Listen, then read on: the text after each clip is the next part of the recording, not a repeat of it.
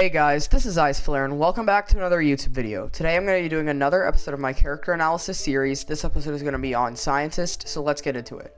Scientist has a relatively slow firing weapon, but it does do a great deal of damage, so it's a decent choice. There are two main ways that people play Scientist. One is like a healer, which I will not really be covering in this video, as it's very similar to the Sunflower video, so you could go check that out if you want tips on being a healer. But the other way is it's a very aggressive style, so that's what I'm going to be covering most of this video on.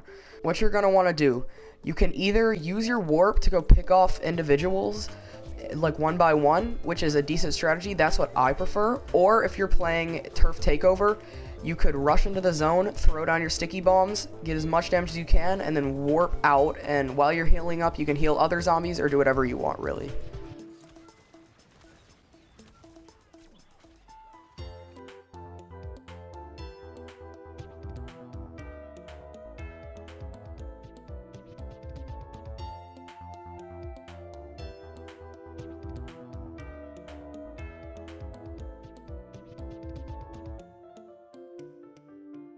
The heal beam is quite obvious what it does. Whenever you attach it to another zombie, it heals that zombie. The downside is that it can only heal one zombie at a time, unlike the zombie heal station, which most people think to be the better ability, it heals all the zombies in the radius, and it also heals you, so it's a decent choice.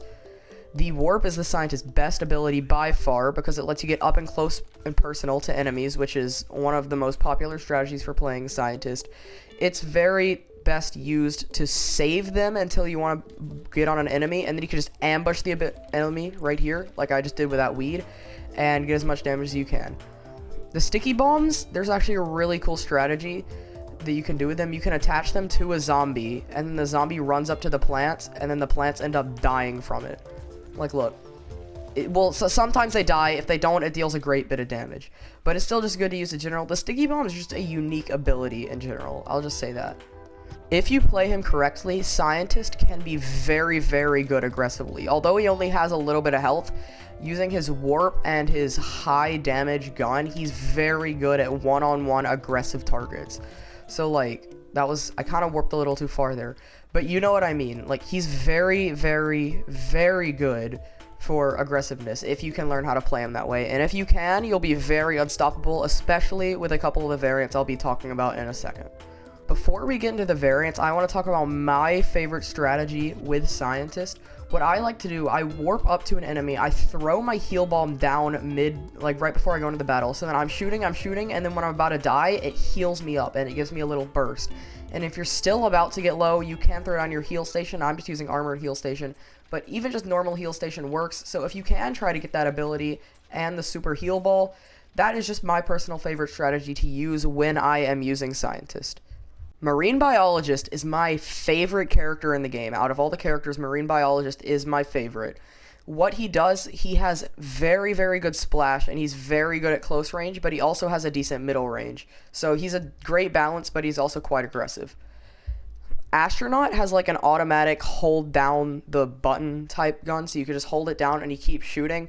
And he's very good for relatively like medium to long range for Scientist.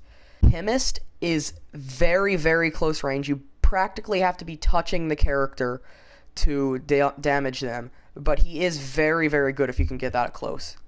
Archaeologist is also close range, not as close range as the Chemist, but honestly, he's very similar, in my opinion, to the base Scientist. There's nothing much to say on him.